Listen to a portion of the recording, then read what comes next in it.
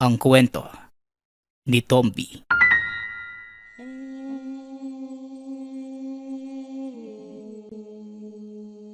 Ang kwentong ito ay hango sa totoong buhay. Mula ito sa isa nating tagapakinig. Karanasan ito ni Fernan. Walang eksaktong taon. Probinsya ng Negros. Nang mga panahong to, nasa 25 taong gulang pa lamang si Fernan. Naninirahan kasama ng mga magulang. Panganay sa dalawang magkapatid. Kaya ito na ang inasahan ng mga magulang na maging katuwang sa hanap buhay. Nakikisaka ang mga ito sa lupain ng isang mayamang negosyante. At dahil sa kahirapan ng buhay, hindi na nagawang makapagtapos ng pag-aaral ang binata. Ginugol nito ang panahon sa pagtulong sa mga magulang. Hanggang sa mamatay ang mga ito. Naiwan sila ng kapatid niyang babae na kalaunay nagkaroon ng sariling pamilya. Sumama ito sa asawa at nanirahan sa syudad.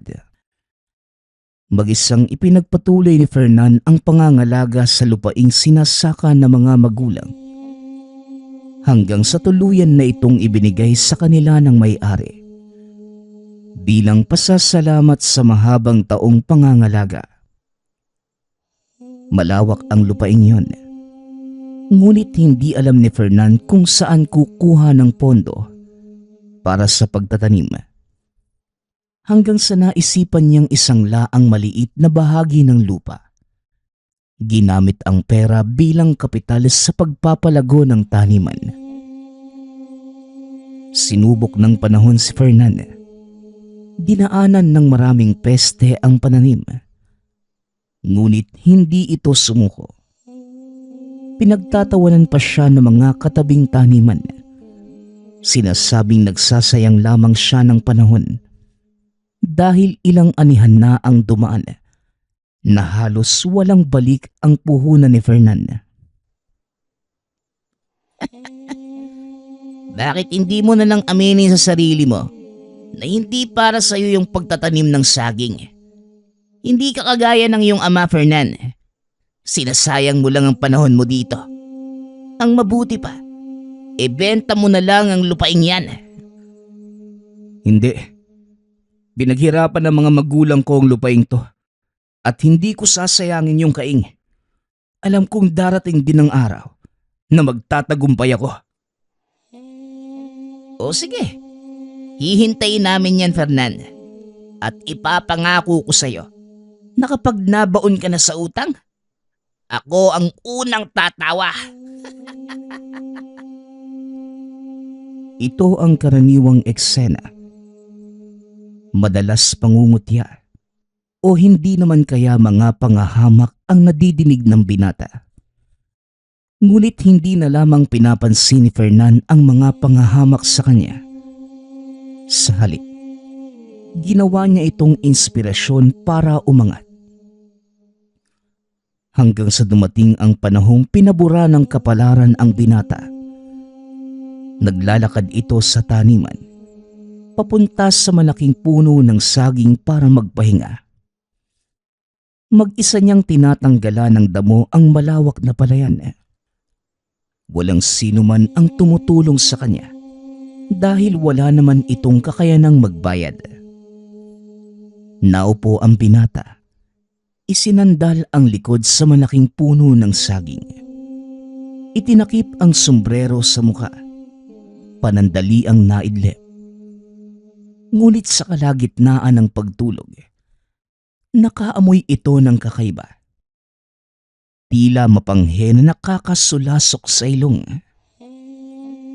Nagising ang binata. Dali-daling tinanggal ang sombrerong nakatakip sa muka. Iniikot ang tingin sa paligid. Ngunit wala namang ibang tao maliban sa kanya. Pinaglalaruan lang ba ako ng ilong ko? Ay nako, hapon na pala. Tatapusin ko na nga lang yung trabaho para sa araw na to. Wika ni Fernan. Tumayo ang binata. Naglakad papunta sa taniman. Ngunit hindi pa man ito nakakalayo. Nakarinig siya ng mahinang pagtawa na hindi niya alam kung saan nagmumula.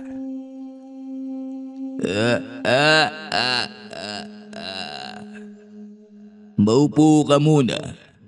Mahaba pa ang araw, kaibigan. Hindi naman tatakbo ang mga gawain. Wika ng tinig. Muling nilingon ni Fernan ang puno sa pagbabakasakaling makita ang taong nagsasalita. Ngunit nabigo ito dahil wala naman siyang nakita. Epekto na yata to ng pagpapalipas ko ng gutom. Ang mabuti pa, umuwi na lang ako at kumain. Wika ni Fernan. Magpapatuloy na sana sa paglalakad ng binata nang may naramdaman itong tumama sa likuran at nang lingunin, may isang pirasong saging sa lapag. Inakala ng binatang nahulog lamang ito, kaya naman nagpatuloy na sa paglalakad. Nang makalayo na ang binata, muli na namang may bumatos sa kanya at sa pagkakataong yun, sinundan ito ng malakas na pagtawa.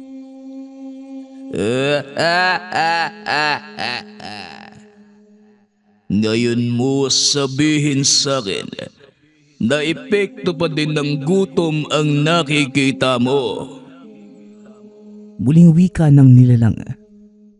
Nanlaki ang mga mata ni Fernan nang makita ang isang nilalang na nasa likod ng puno. Tao ang pangangatawan, ngunit sa kabayo ang pang-ibaba at itsura nito.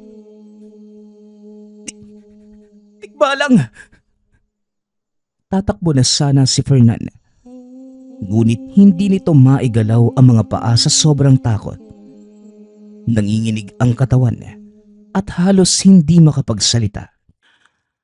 Huwag kang matakot. Hindi naman kita sasaktan. Nais ko lang sanang makipagkaibigan. Wika ng nilalang. Sa kabila ng takot na nararamdaman, pinilit ng binatang ihakbang ang mga paa palayo sa lugar. Nagawa nitong makatakbo, ngunit sa kasamaang palad ay natalisod. Dahilan para bumagsak sa putikan. Lalapit na sana ang tikbalang para tulungang bumangon ang binata. Ngunit nagsisigaw si Fernan, kaya hinayaan na lamang ito ng elemento. Lumayo ka sa akin! Halimaw! Huwag mo akong hawakan! Ay naku, sinabi nang hindi kita sasaktan. Huminahon ka at huwag masyadong magkikilos dahil paniguradong nabalian ka. Saka pa lamang naramdaman ng binata ang pananakit ng binte. Natalisod ito sa ugat ng makapal na puno kaya naman nabali ang buto. Namimilipit sa sakit si Fernan. Tuluyang lumapit ang tikbalang sa kanya. Itinaas ang pantalon ng binata. Kumuha ito ng ilang piraso ng buhok. Ipinangtapal sa sugat. Binasa niya din ito ng laway para dumikit. Sandali lang. Huwag ka munang gumalaw. Maya-maya ay gagaling na yang bali mo sa paa. Wika ng tikbalang. Nanatili sa kinauupuan si Fernan. Unti-unti nitong naramdamang nawawala ang pananakit ng binte. Sinubukang igalaw ng binata ang paa. Nagulat ito dahil parang walang nangyari. Ano bang kailangan mo sa akin? Bakit mo ako tinulungan?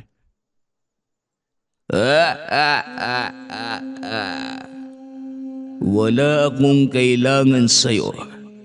Nais ko lamang makipagkaibigan. Ang pangalan ko ay Sentor. Dito ako nakatira sa puno ng saging. Ang totoo, matagal na kitang pinagmamasdan. Nakikita ko ang iyong pagsusumikap na mapalago ang lupang minana sa mga magulang mo. Gusto kong palaguin yung kabuhayang iniwan nila tatay at nanay. At kahit anong mangyari, hindi ko iiwan ang lugar na to. At yan ang dahilan kung bakit ako nagpasya na magpakita sa iyo. Nararamdaman ko ang kabutihan ng iyong kalooban. Walang bahid ng inggit sa iba. Kaya napagdesisyonan ko na tulungan ka. Tulungan? Anong klaseng tulong naman ang maibibigay mo sa akin? Ano ba ang nais mong mangyari sa lupaing ito? Gusto ko lang naman yumabong yung mga pananim at gumanda yung ani. Kung ganun, tanggapin mo itong bato. At lahat ng pangarap mo ay matutupad. Wika ng tikbalang. Nagdadalawang isip pa ng una ang binata. Ngunit ilang saglit pa. Kinuha naman niya ito. Matapos ang tagpong yun, naglaho ang tikbalang. Itinago nito ang batong nakuha sa nilalang. Ng mga sumunod na araw, kapansin-pansin ang malaking pagbabago sa sagingan. Naging mas luntian ang mga dahon ng mga saging at dumarami ang bunga. Napansin ni Kaing ang biglaang pagganda ng kalidad ng saging sa taniman ni Fernan. Kaya naman hindi nito napigilan ang sariling magtanong sa binata. Teka, anong salamangka ang ginawa mo? Bakit parang tumaba yata ang mga saging mo? Pagsisikap lang, Kaing, at tamang pag-aalaga. Sige na, maiwan na muna kita. Pupunta lang ako sa bandang gitna. Mukhang nakachamba ka ngayong taon Pero tignan natin kung hanggang saan ang swerte mo. Lingid sa kaalaman ni Fernan na si Kaing ang may pakana ng pagkasira ng mga pananim sa paligid. Isang mangkukulam ang binabayaran nito ng malaking halaga para magpakawala ng mapaminsalang mga insekto sa ibang taniman. Aling Rosario, gusto kong sirain mo ang sagingan ng binatang si Fernan. Banta siya para sa akin. Hindi natin masosolo ang bentahan ng saging kung gaganda ang ani niya ngayong taon. Huwag ka nang maghimutok dyan. Ako lang bahala. Basta kagaya ng napag-usapan.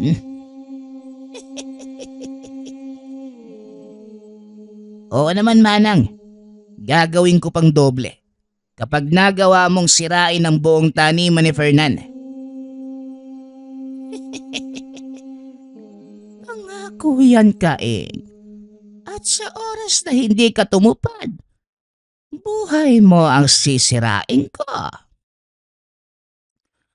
Matapos makipag-usap, sinimulan na ng matanda ang pagpapakawala ng mapaminsalang balang sa taniman ni Fernan.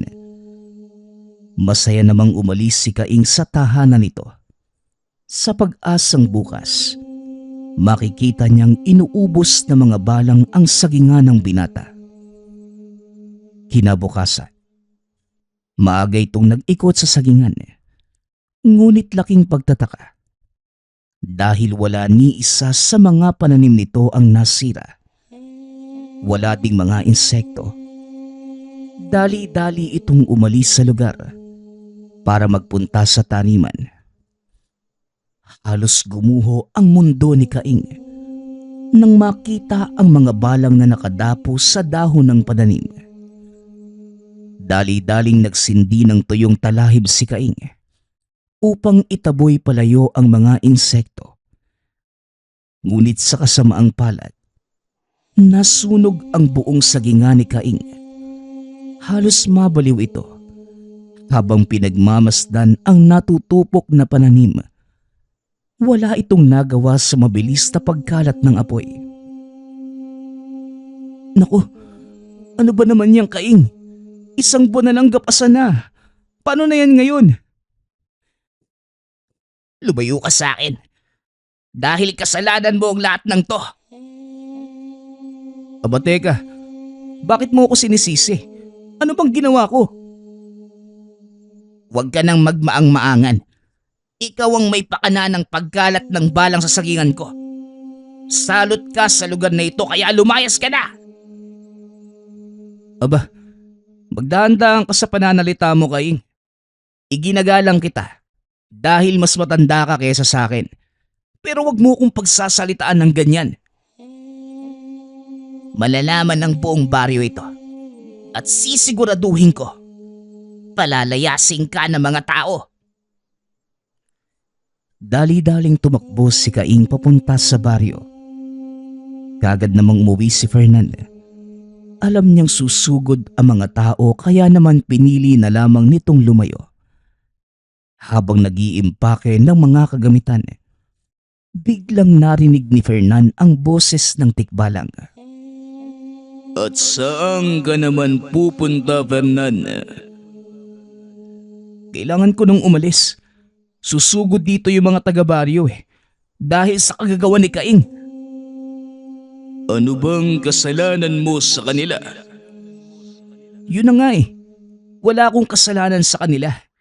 Kaya ako na lang ang iiwas. Hindi naman yata patas yun. Huwag kang aalis. Ako na ang bahala. Teka, anong gagawin mo sa kanila? Wala. Basta't magtiwala ka lang. Pag-uusap ng dalawa. Ilang minuto ang nakalipas. Nagdatingan ang mga tao sa pangunguna ni Kaing. Dire-diretso ang mga ito sa bakuran ng binata. Ayan. Yan si Fernan. Siya ang dahilan ng pamimeste ng balang sa taniman ko. Sandali lang mga kasama. Wala akong kinalaman sa sinasabi ni Kaing. Hindi ko nga alam kung ano yung nangyayari. Sa kaisipin nyo, saan naman ako kukuha ng ganong karaming balang? May sedimonyo ka kasi. Tignan mo. Paanong naging ganito kaganda ang saging ng mga tanim mo? Nung nakaraang araw lang, nakikita naming lahat na naghihingalo na tong taniman mo. Yan lang ba yung basihan mo, Kaing? O naiinggit ka lang? Inggit? Bakit naman ako maiinggit sa'yo? Ako ang may pinakamalaking taniman ng saging sa lugar natin. Huwag mong ibaling sa akin ang ginawa mong kademonyuhan. Wala akong ginagawang masama, Kaing. Kaya magdahan-dahan ka sa pananalita mo. Totoo ang lahat ng sinasabi ko, mga kasama. Tignan niyo ang paligid. Halos magkatabi lang ang taniman namin. Pero wala ni isang balang ang dumapo sa dahon ng saging niya. Nagbulungan ang mga tao habang pinagmamasdan ang taniman ni Fernan. Tila nakumbinse ang mga ito na nagsasabi ng totoo si Kaing. Hanggang sa napagpasyahan ng mga itong sugurin ang binata. Nagsipagpasukan sa bakuran ni Fernan ang mga kababaryo. Laking gulat na mga ito dahil biglang nabalot ng makapal na hamog ang paligid.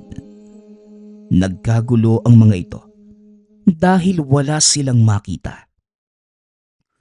Ilang minuto pang nakalipas, nawala ang hamog at nagtataka ang mga ito kung ano ang ginagawa nila sa harapan ng bahay ni Fernan.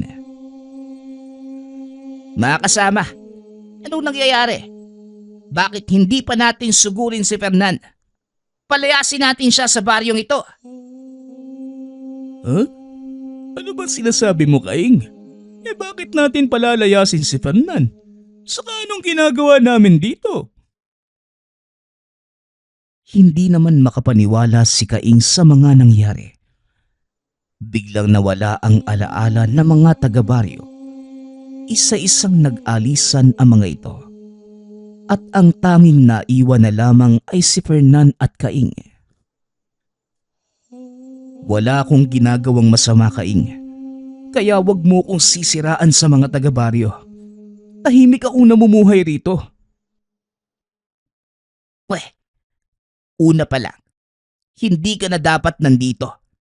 Alam mo ba kung wala kayo ng pamilya mo? Sa akin mapupunta ang lupaing to. Kaso masyadong sip-sip yung tatay mo eh. Kaya nauto nyo si Doña Soledad. Tandaan mo, Fernan, hahanap at hahanap ako ng paraan para mapaalis ka sa bayang to. Napailing na lamang si Fernan sa ugaling ipinakita ni Kaing. Ngunit sa kabila ng lahat, hindi pa rin niya ito pinatulan. Ilang beses din itong tinangkang sunugin ang taniman ng binata. Ngunit sa hindi malamang dahilan, lahat ng ginagawa ni Kaing bumabalik lamang sa kanya. Teka, Sentor, ano bang ginawa mo kay Kaing? Bakit parang lahat ng kamalasan nasalo ng taong yun? Bagay lang sa kanya ang mga nangyayari. Ang mga balang na sumalakay ay siya din ang may gawa nun. Nakipagkasundo siya sa isang manggugulam upang sirain ang iyong taniman. Kaya gumagawa lang ako ng paraan. Mangkukulam? Bakit naman niya gagawin yun? Hindi ba siyang may pinakamalaking taniman dito sa bayan? Dahil sa inggit, Fernan, nakita niya ang biglaang pagbabago sa iyong mga pananim. At alam ng taong yun na malaki itong banta para sa kanya. Huwag kang mag-alala. Dahil kahit na ano pa man ang gawin ng taong yun, hindi siya magtatagumpay. Magtiwala ka lang sa akin at pangangalagaan ko ang lugar na ito. Pero, sandali nga lang. Ano naman ang kapalit?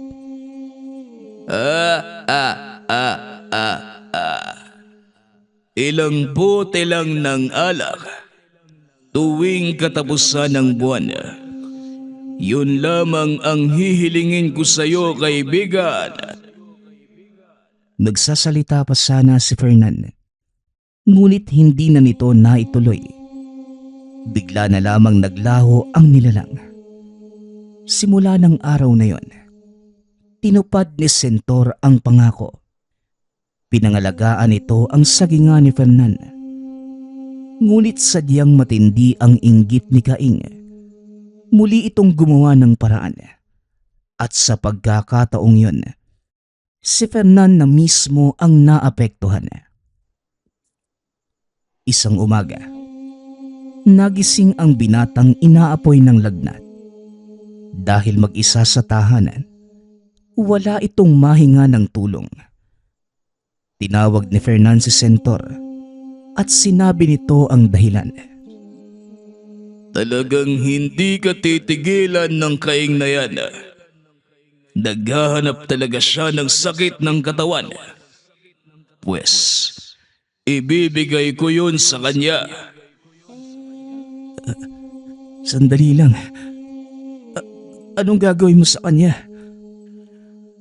Tuturuan ko siyang manahimik at makontento sa buhay. Hindi na nagawang pigilan ni Fernan ang kaibigan. Bigla itong nawala. Ngunit kasabay ng paglaho ni Sentor, bumuti ang pakiramdam ng binata. Kinabukasan, araw ng kapasan, Maraming tao ang dumating para makigapas ng saging. Napadaan si Fernan sa taniman ni Caing. Napansing walang katao-tao. Halos magkasabay lamang silang nagpapagapas. Ngunit sa pagkakataong yun, nahuli ito. Tinanong ng binata ang isa sa mga tao roon at ayon dito, ipinagpapaliban ang paggapas ng taniman ni Caing dahil kakaiba ang kinikilos nito. Sentor, anong ginawa mo kay Caing? Bakit ang sabi ng mga magsasaka, kakaiba daw yung kinikilos niya? Wala akong ginagawa sa taong yun. Pero ang mangkukulam na binayaran niya, yun ang tinuruan ko ng leksyon. Ngayon, lahat ng ginawa niya sa'yo, si Caing ang nakakaranas. Nagpa siya ang binatang dalawin ito sa tahanan. Nakitang nakatulala lamang sa sulok si Caing habang nakangiti. Simula nung nakaraang araw, ganyan na siya. Hindi makausap ng matino. Hindi rin umaalis dyan sa sulok. Ewan ko ba kung anong nangyayari dyan sa taong yan? Ganun ba, Melba? Napatignan niyo na ba sa doktor? Hindi pa eh. Ngayon pa lang. Pero hinihintay pa namin yung albularyo. Ang sabi ng tiyuhi namin, ipatingin daw muna siya sa manggagamot at tignan kung anong magiging resulta. Pag-uusap nila ng asawa ni Caing. Kagad namang nagpaalam si Fernan. Napagtanto nitong totoo ang sinasabi ni Sentor. Sentor, baka pwede mo nang alisin yung ginawa mo. Kawawa naman yung tao eh. Hindi nga ako ang may gawa noon, Fernan, kundi ang mangkukulam. At kagaya ng sinabi ko sa iyo, si Caing ang sumasalo ng lahat ng parusang ibinigay ng mangkukulam. Nang sumunod na araw, napag-alaman na lamang ng binatang nagpakamatay na ito. Laking gulat ni Fernan dahil hindi niya inaasahang aabot sa ganon ang pangyayari. Hindi ko ginustong magkaganon si Caing. Nakakalungkot lang na dahil sa inggit, kaya niyang manakit ng kapwa niya. Siya ang may kagagawan nun. Kaya wag mong sisihin ang iyong sarili sa nangyari. Dapat pa nga matuwa ka dahil wala ng taong magtatangka sa buhay mo. Ito na ang simula ng tagumpay mo, Fernanda. At balang araw, kikilalanin ka bilang pinakamalaking hasyendero. Hindi ko hinangad yung ganong buhay, Sentor. Pero kung yun ang magiging kapalaran ko, wala akong magagawa. Siguro ang pinakapanata ko na lang. Kung sakali man mangyari man yun, tutulong ako sa kapwa. Pag-uusap ng dalawa. Ilang taon pa ang lumipas. Nagkatotoo ang lahat ng sinabi ni Sentor. Natubos ni Fernan ang nakasangla niyang lupa at mas lalo pang pinalawak ang sagingan.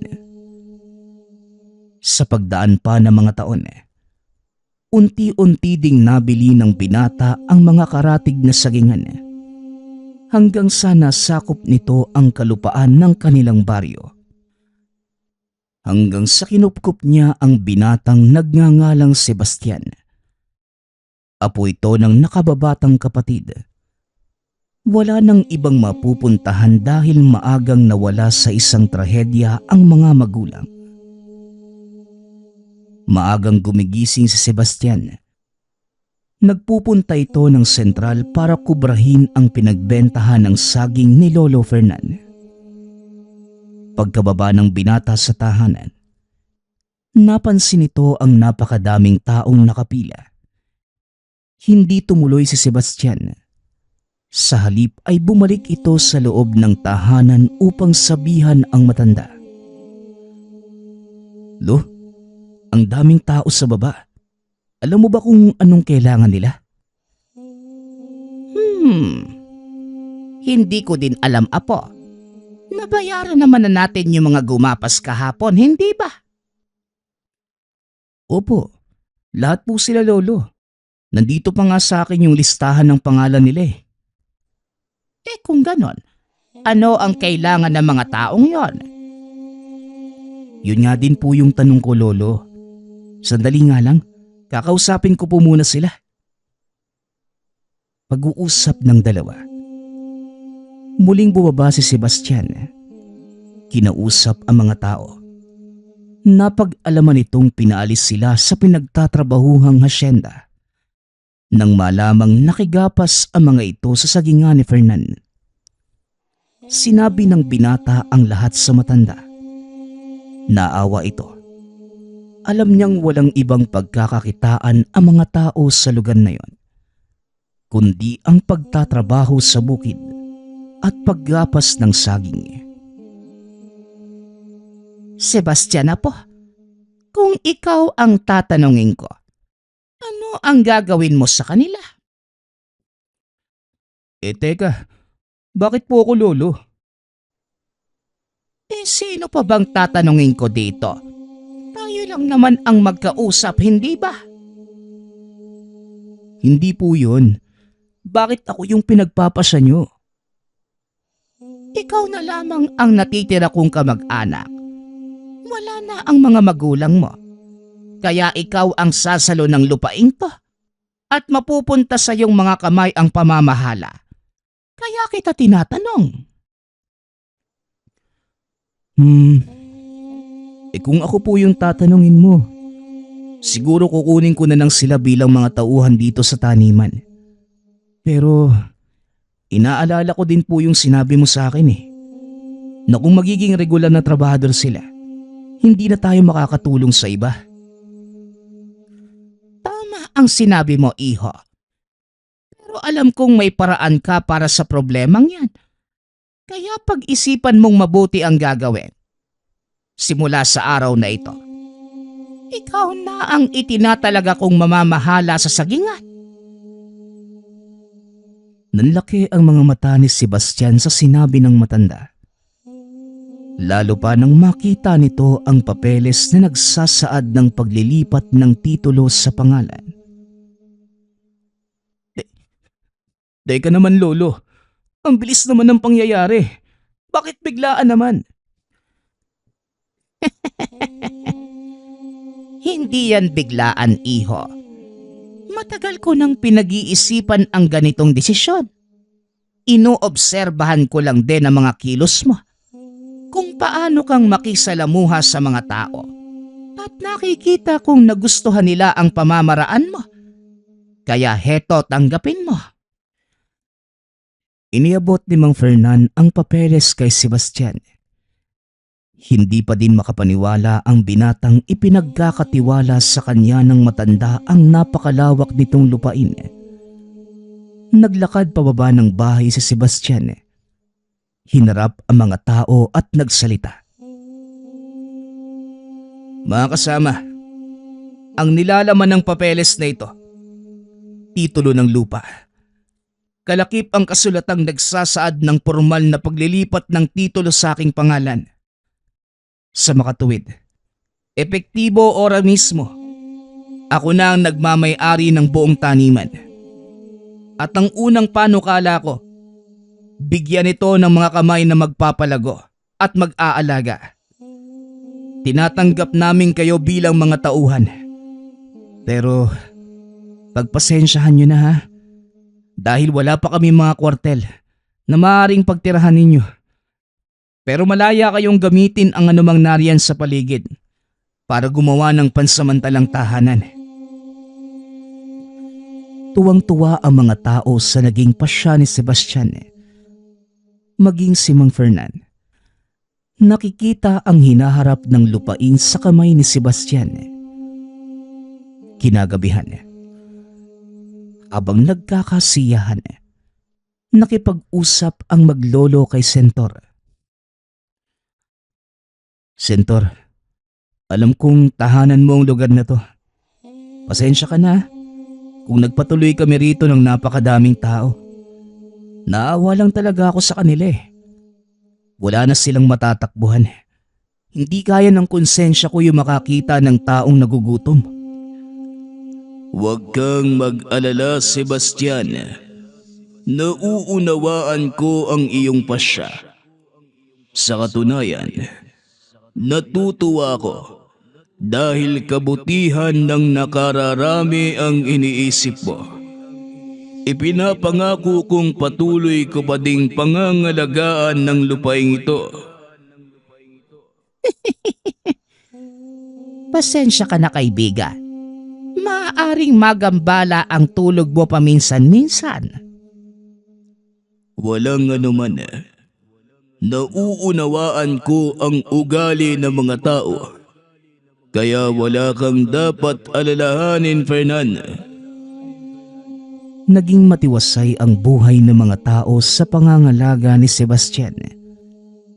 Ngunit panibagong hamon na naman ang dumaan sa pamamalakad nito sa sagingan. Uy, Don Sebastian, anong ginagawa mo dito? Hindi ba dapat nakaupo ka na lang sa beranda ng iyong mansyon? Tigilan mo nga ako, Albert. May iniisip kasi ako. Siya nga pala, wala ka bang trabaho ngayon? Ay naku, yun na nga yung dahilan kung bakit ako naparito. May sulat mula sa munisipyo at mukhang problema yung dala. Pasensya ka na, Sebastian ha. Napag-utusan lang akong ihatid sa'yo yung sulat. Iniabot ni Albert ang sulat sa binata. Dali-dali naman itong binuksan ni Sebastian. Napailing na lamang ito nang mabasa ang nilalaman ng liham. Talaga naman, kahit kailan, hindi nawawala yung mga talangkas sa lipunan. Eh bakit? Ano bang sinasabi dyan sa sulat? Itinaas ng munisipyo yung buwis na binabayaran namin. Mula 10%, naging 15 na. Epektibo sa susunod na anihan. Naku, ang laki naman ang itinaas niyan. Halos kalahati ng una niyong binabayaran. Ano na ngayon yung gagawin mo? Wala naman ako magagawa eh. Sa kasalukuyang dami ng pananim, mukhang hindi na kayang suportahan ng sagingan yung maraming tauhan. Kung itutuloy ito ng munisipyo, marami yung mawawalan ng trabaho.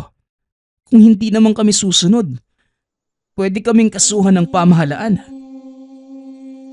Naku, malaking problema nga yan. Eh siguro mas makakabuti kung kakausapin mo si Lolo Fernan. Siya yung higit na nakakaalam ng gagawin eh. Mabuti pa nga.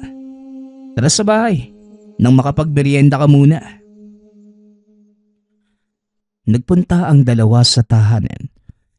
Kinausap si Mang Fernan. Napailing na lamang ang matanda habang tinitignan ang mga nagpapahingang trabahador. Sa nangyayari ngayon, sila ang labis na maaapektuhan. Ang mga nasa laylayang kagaya nila na walang ibang hinangad, kundi magkaroon ng maisusubo sa bibig. At sa ginagawa ng pamahalaan, tinatanggalan nila ng pagkakataon ang mahihirap na mabuhay ng marangal.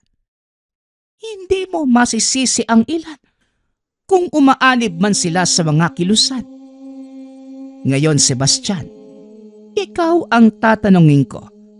Ano sa tingin mo ang magandang gawin? Naku po, heto na naman tayo eh. Eh kung ako yung tatanungin mo, Lo, mas gugustuhin ko pang magbayad ng malaking buwis kesa magtanggal ng trabahador. Pero maaapektuhan naman ang ating pinansyal na plano. Mababawasan ang ating pondo. Sigurado naman akong mababawi natin yan sa mga susunod na ani. Tiwala ako sa kamay ng mga manggagawa natin, Lo. Alam kong hindi nila tayo pababayaan. At kapalit nun, Gusto ko po silang tulungan. Hindi nga ako nagkamali sa pagpili sa iyo, Apo. O siya, sagutin mo ang sulat na yan habang nandito si Albert nang maihatid niya ito sa mga kinauukulan. Matapos ang pag-uusap, nagpaalam na si Albert. Kinausap naman ni Sebastian ang mga tauhan. Sinabi nito ang nangyari at nagulat ang binata sa naging tugon ng mga tao. Bilang kinatawa ng mga trabahador, hinihiling ko na hayaan nyo kaming mag-usap-usap tungkol sa suliraning ito. Walang problema, Mang Carlo. Babalikan ko po kayo bukas. Iniwan ng binata ang mga trabahador. Nag-usap-usap ang mga ito. Kinahapunan, bumalik si Albert dala ang balita mula sa munisipyo. Ay nako, Sebastian! Hindi ko na alam kung saan lulugar sa mga amo ko. Minasama nila yung pagpayag mo na bayaran yung 15% buwis. Napakayabang mo na raw. At kung ano-ano pa yung sinabi ni Mayor. Baka bukas, pumunta yung buhayang yun dito. Kung ganon, hayaan mo siyang pumunta, Sebastian. Tatanggapin natin siya sa bakuran ko. Bilang tao, wag lang siyang gagawa ng hindi maganda. Yan pa nga yung inaalala ko, Lolo Alam mo namang hindi manonood sa sulok yung kaibigan mo. Teka, sinong kaibigan? Ay, wag ka nang magtanong, Albert. Sige na, sabihin mo sa alkalde. Naaantayin ko siya dito bukas ng umaga. Dali-daling umalis si Albert. Halos kasabay nito ay umakyat sa tahanan si Mang Carlo. Magandang gabi po, Manong Fernan. Sebastian, napag-usapan na namin na mga kasama ko ang inyong sinabi. Napagpasyahan namin na pabawasan sa inyo ng 15% ang aming mga sahod. Alam naming nagdadaan kayo sa matinding pagsubok at nauunawaan namin yon. Bilang pagtanaw na din ng utang na loob, hayaan po sana ninyo kaming makatulong. Ano? Bakit nyo naman po gagawin yun? Paano kayo makakakain ng maayos niyan? Nakakakain naman kami ng maayos sa kakarampot naming kinikita bilang manggagapas. At isa pa, may tinitirhan kaming tahanan. Kaya ano pa bang aalalahanin namin? Pasensya na. Alam kong tututol kayo sa pasya namin. Pero buo na po ang aming desisyon. Hindi ba, mga kasama? Biglang nagsigawan ang mga tao sa baba ng bahay. Natuwa si Sebastian sa ipinapakita ng mga ito. Hindi inaasahan ng binata na aanihin niya ang kabutihang itinanim ni Mang Fernan. Nakita mo na ang ibig kong sabihin, Sebastian. Ang kabutihang itinanim mo sa kapwa ay aanihin mo din pagdating ng panahon. Ngayon, isa na lamang ang problema natin. Ang mayor. Pero bago matapos ang gabing to, nais kong bigyan ng maliit na kasiyahan ang mga tao. Sebastian, magpabili ka sa bayan ng mga inumin. Nagsaya ang mga tao buong gabi dahil wala namang trabaho kinabukasan. Aba, mukhang nagkakasiyahan ang mga tao. Anong meron, Fernan? Magpapasalamat lang sa kanilang kabutihan, Sentor. Pasensya ka na kung maingay. Walang kaso, kaibigan. Pero maiba ko. Mag-iingat ka sa panauhin mo bukas. Dahil kasama niya ang matagal mo ng kaaway. Sino bang tinutukoy mo, Sentor? Ang mangkukulam na kasabwat ni Kaing. Matagal na panahon na ang nakalipas. Hindi pa din ba nila nakakalimutan ng mga nangyari? Ang mga mangkukulam na kagaya ni Rosario, hindi basta-bastang namamatay. Sa katunayan, patuloy itong nabubuhay para sa pagkakataong ito. Kung ganon, ano ang maaari nating gawin, Sentor? Harapin sila at wakasan ang mahabang panahong puot na nararamdaman. Wala naman akong ginagawa sa kanila. Pero kung talagang nais nila akong pagigantihan, wala na akong magagawa pa. Hayaan natin silang dumating. Sang-ayon ako. Huwag kang mag-alala. At ako na ang bahala. Kinabukasan, maagang nagising ang maglolo. Inayos ang tahanan at hinintay ang pagdating ng alkalde. Ilang minuto ang nakalipas. Matapos ayusin ang bahay ay nagdatingan na ang mga sasakyan. Mga tauhan ng alkalde ang sakay nito. Sa bandang likuran, may magharang sasakyan. Bumaba ang isang matandang lalaki. Nakasuot ng magarang kasuotan. Sa kabilang pinto naman ay bumaba ang isang babaeng tinatayang nasa 80 taong gulang.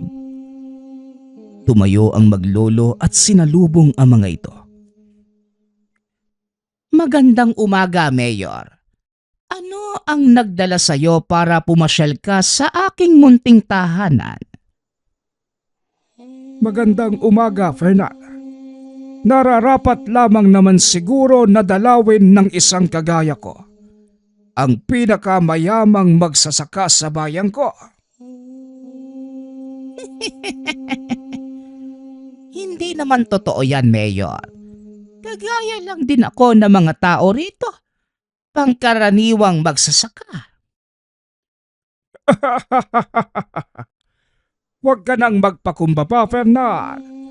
Base sa mga nakikita ko, ikaw ang may pinakamalawak na lupain at may pinakamalaking kita pagdating sa taniman ng saging. 1.2 milyong kada taon. Hindi ito kita ng isang pangkaraniwang magsasaka. Kung mahilig kang magbilang ng numero, hindi yon pangkaraniwan. Pero para sa akin, na isang ordinaryong magsasaka, walang halaga sa akin ang laki ng pera. Maaari ko ba kayong alokin ng kape? Akmang maglalakad na ang alkalde papasok ng tahanan. Ngunit nilapitan ito ng kasamang babae. Huwag kang tumuloy, Mayor. May kakaibang nilalang na namamahay sa lugar na ito. Sigurado ka ba, Rosario? Oo naman. Nararamdaman ko ang malakas niyang presensya. Fernan, ano ang sinasabi ng aking manghuhula? May alaga ka raw na kakaibang nilalang dito. Saka pa lamang napagtanto ni Fernan na ang kasama nito walang iba kundi ang mangkukulam na tumulong kay Kaing. Kalokohan ang sinasabi ng iyong manghuhula. Walang ganon dito. Tara na bago pa lumamig ang kape. Natatandaan kita. Ikaw si Fernan, ang taong kinaiinisan ni Kaing. Sa wakas, nagkita din tayo ng personal. Alam mo kung gaano kalaking pinsala ang dinulot mo sa akin. Kayo ang may gawa nun sa inyong sarili. Kaya huwag mo kong sisihin sa mga nangyari sa inyo. Ikaw ang dapat sisihin. Kung hindi dahil sa'yo, hindi sana ako nawalan ng kapangyarihan. Inantay ko ang pagkakataong ito na makadaupang palad ka. Huwag mo kong bibiguin. Uulitin ko sa'yo. Hindi kita kilala at kung ano man ang nangyari sa'yo, kayo din ang may gawa nun. Nakalimutan mo yatang kasama ko ang alkalde. Gagawin niya ang anumang iutos ko. Hinawakan ng babae ang balikat ng alkalde. Bigla itong sumenya sa kanyang mga tauhan. Naglabas ng baril ang mga ito.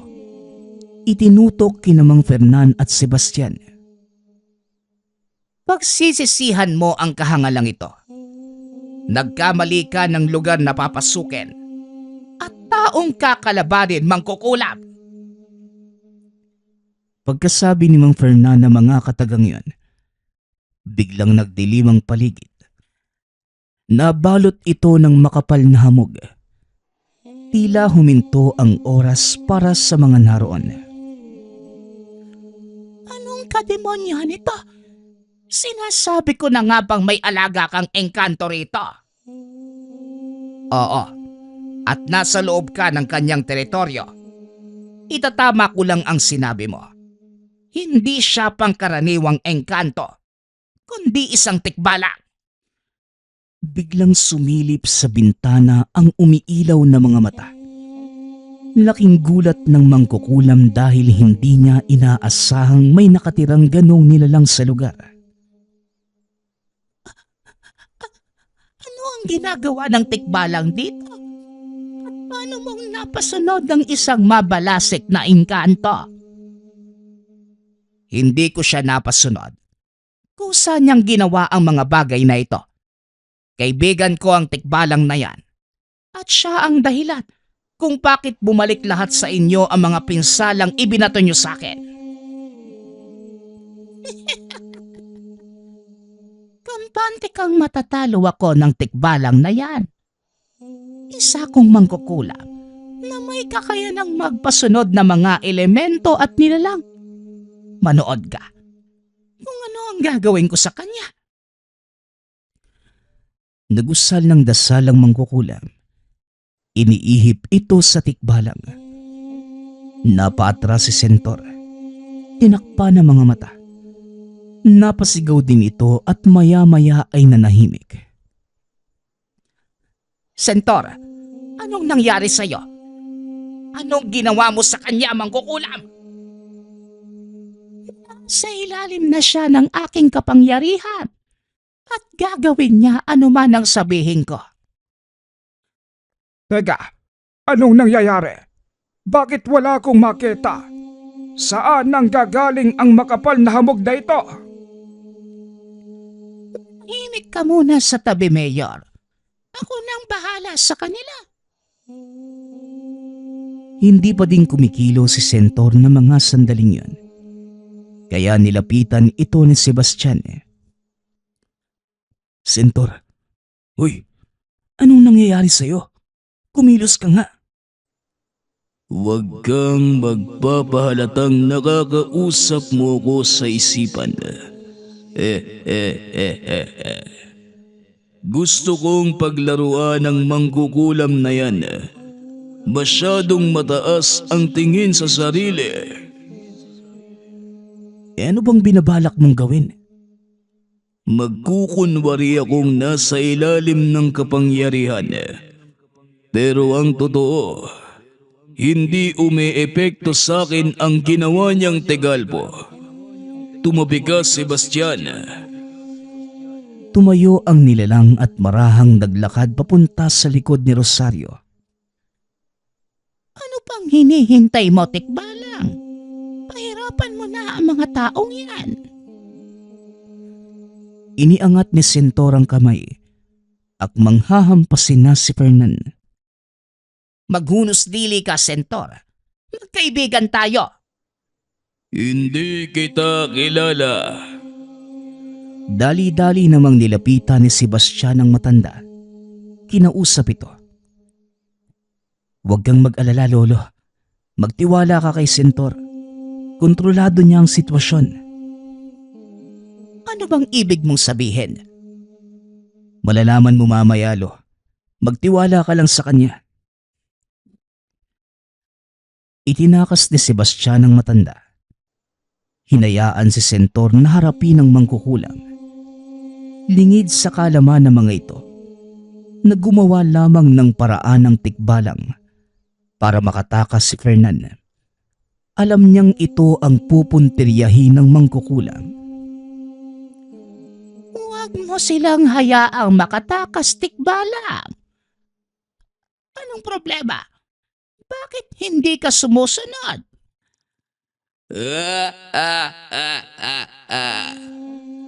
Walang sino man ang maaaring makapag-utos sa akin. Hindi ikaw, hindi sino man. Laking gulat ng mangkukulam nang bigla siyang hambalusin ng nilalang. Tumalsik ito sa malayo. Tumama ang ulo sa bato dahilan para mawalan ito ng malay. Dali-dali namang tumakbo ang alkalde. Ngunit hindi makaalis sa pwesto ang mga tauhan dahil sa kung anong ginawa ni Sentor. Anong ginawa mo sa mga tao ko? Bakit hindi sila makakilos? Huminto ang oras para sa kanila at hindi sila babalik sa dati hanggat hindi ko sinasabi. Wala akong kinalaman dito. Pakiusap. Hayaan mo na kaming makaalis. Matapos magsalita, dali-daling tumakbo ang alkalde palayo. Hinayaan na lamang ito ni Sentor. Ngunit hinarangan naman ni Sebastian. At saan ka pupunta, Mayor? Hindi pa tayo tapos mag-usap. Kalimutan mo na ang nakasaad sa sulat ko. Bahala na kayo. Paalisin mo na lang ako sa lugar na ito. Hindi naman yun ang dahilan kung bakit ka pumunta, di ba? Anong sinabi mo kay Lolo Fernan? Masyado na siyang mayabang. Bakit, Mayor? Tinamaan ka ba sa ginawa niya? Siningil niyo kami ng sobra-sobra sa dapat naming bayaran. At ngayong pinagbigyan kayo, kami pa yung masama. Patawad. Hindi yon ang intensyon ko. Gusto ko lamang makita ang kapasidad ni Fernan. At ngayong napatunayan ko na ito, yun lamang ang pakay ko. Kaso lang ang problema, dinala mo ang isang mangkukulam sa bakurang pinapangalagaan ng isang tikbalang. Pinagsisisihan ko ang pagpunta dito. Kaya pakiusap, hayaan mo ko makalis. Pangako wala kong pagsasabihan. Mananahimik lang ako. Hindi ako magpapasya niyan, kundi ang kaibigan ni Lolo Fernan. Napalingon ang alkalde sa kinaroroonan ni Rosario. Wala pa din itong malay, kaya naman lalo itong natakot. Pakiusap, hayaan niyo na akong makaalis. Tumayo si Sentor sa tabi ni Sebastian. Nakatitig ng masama sa alkalde. Magsilbi na sanang aral para sa iyo ang pangyayaring ito. Sige na, lumayas ka na. At para naman sa mangkukulam na yan. Teka, saan napunta ang... Hindi na natapos ni Sentor ang sasabihin. Naramdaman itong may kung anong pumulupot sa binte. Nagkakamali ka kung inaakala mong matatalo mo ako, nilalang. Ngayon, pagsisihan mo ang pakikipagtuos sa akin. Biglang nanigas ang katawan ni Sentor. Unti-unti itong napaluhod. Napaatras si Sebastian dahil natumba ang tikbalang at napadapa ito sa lupa. Sentor, anong nangyayari, kaibigan? Lumayo na kayo sa lugar na ito, Sebastian. Ako nang bahala rito. Sige, tumakas kayo. Pero ang tanong, hanggang saan kayo dadalhin ang pagtakbo?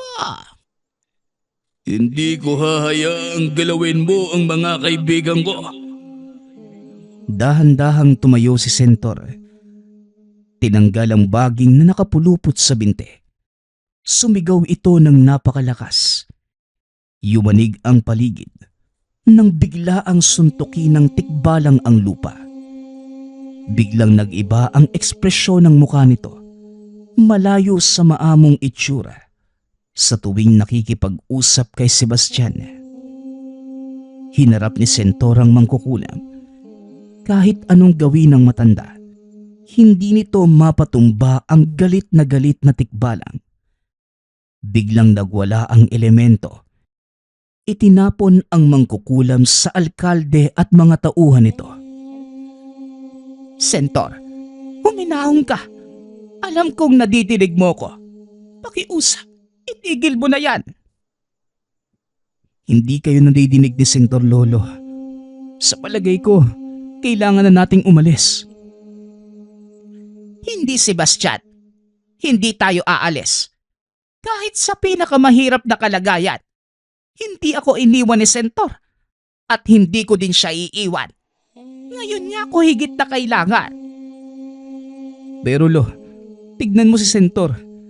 Hindi na siya yung maamong nilalang na naging kaibigan mo. Nagkakamali ka, iho. Nangyayari yan kay Sentor dahil nais niya tayong protektahan. Tignan mong mabuti. Hindi siya nagbabato ng kahit ano sa direksyon ng mga inosente nating tauhan, maliban sa mga kasamahan ng alkalde. Napansin ni Sebastian na hindi nga nasaktan ang mga tauhan nila sa taniman. Kaya kahit papano, nabuhayan ito ng loob na babalik si Sentor sa dati nitong ugali. Patuloy na naglaban ang mangkukulam at tikbalang hanggang sa napuruhan ito ni Sentor. Dali-daling nilapitan ng tikbalang ang mangkukulam at sinakal. Napasigaw pa ito na parang nahihirapan. Hanggang sa tuluyan nang nawala ang tinig. Dahan-dahang kumalma si Sentor. Ibinaba ang katawan ng mangkukulam at naupo. Ayos lang ba kayong dalawa? Ang tigas talaga ng ulo mo, Sebastian. Sinabihan na kitang umalis. Ayan tuloy, kailangan ko bang magbigil? Tiwala kong nasa wastong katinoang ka pa rin. Kaso ang malaking problema, hindi ka marunong makinig pag nagagalit. Nakakatakot kapag nagwawala ka, Sentor.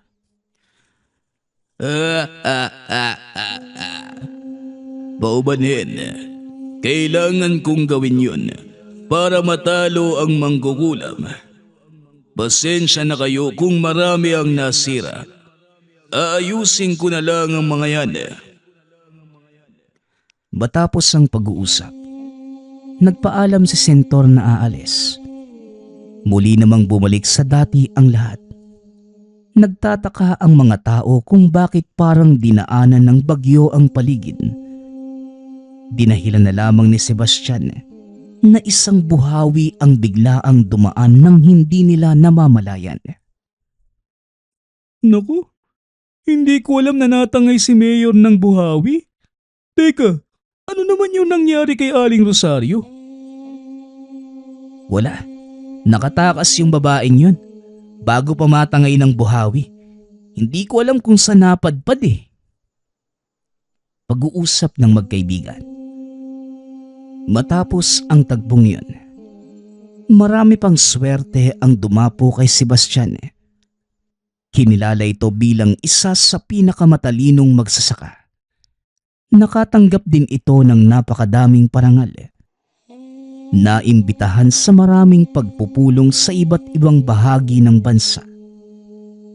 Nagkaroon ng sariling pamilya.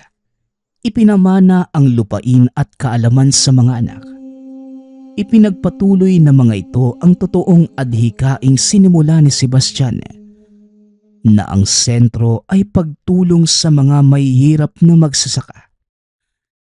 Patuloy pa ding ginabayan ni Sentor ang pamilya at magpahanggang sa kasalukuyan. Naniniwala silang nariyan pa din si Sentor na alagang tikbalang.